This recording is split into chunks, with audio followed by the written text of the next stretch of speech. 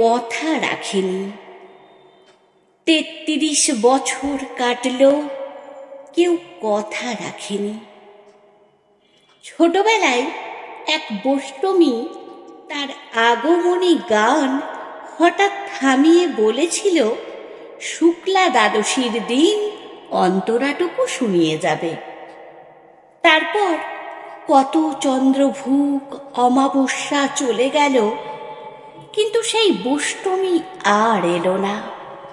25 বছর প্রতীক্ষায় আছি। মামাবাড়ির মাঝি নাদের আলী বলেছিল, বড় হও দাদা ঠাকুর, তোমাকে আমি 3 প্রহরের বিল দেখাতে নিয়ে যাব। সেখানে পদ্ম ফুলের মাথায় সাপ আর ভ্রমর খেলা করে। নাদের আলী, আমি আর কত বড় হব? আমার মাথায় ঘরের ছাদ ফুঁড়ে আকাশ স্পর্শ করলে তারপর তুমি আমায় 3 প্রহরের বিল দেখাবে।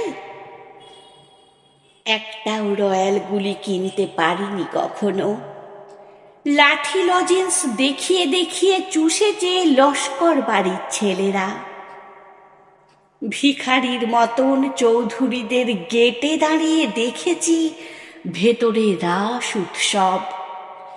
অবিরল রঙের ধারার মধ্যে সুবর্ণ কঙ্কন পরা ফর্সা রমণীরা কত রকম আমোদে হেসেছে।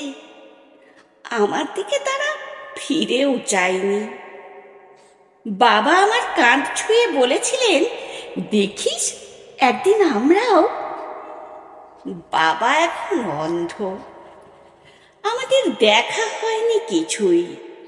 সেই রয়্যালগুলি, সেই লাঠি লজেন্স, সেই রাস উৎসব আমায় কেউ ফিরিয়ে দেবে না।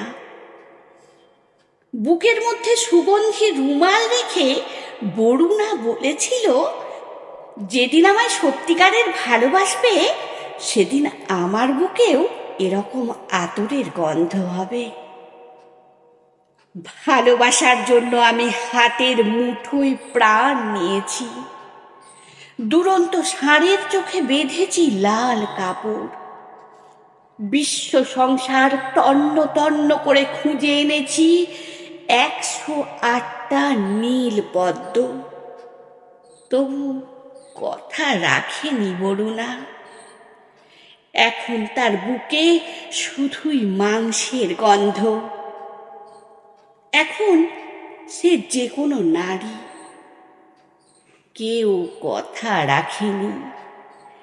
33 বছর কাটল, কেউ কথা রাখে না।